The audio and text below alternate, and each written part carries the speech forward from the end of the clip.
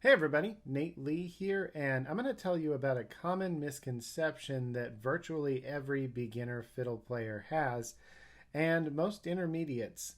And that is this idea that rosin will make you play better. More rosin will make you play better. And here's how it usually goes is someone's taking a private lesson from me, and they go to play something and it doesn't go very well. They play the notes out of tune is a really common one, and they will immediately reach for their rosin and rosin up that bow.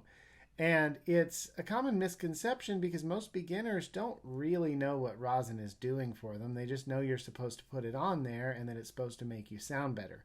The thing is that more rosin only helps in certain situations, and it does not help if you've just played something poorly. It's not going to help you play it better.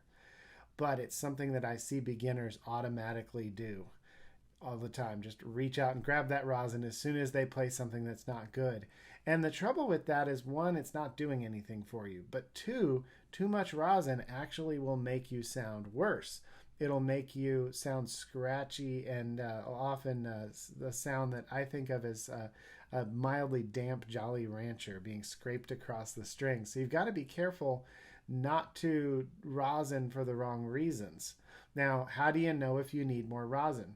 As a beginner, it's going to be really hard for you to tell when you actually need rosin.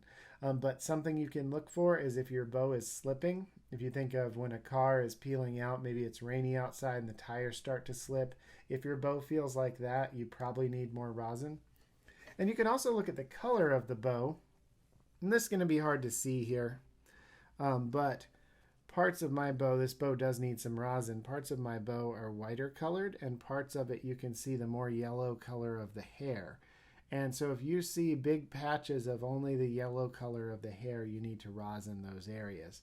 That doesn't mean you need to rosin the whole thing every time. For most players, they don't spend a lot of time right here, so you may not need to rosin this as often as the sections that you do use the most.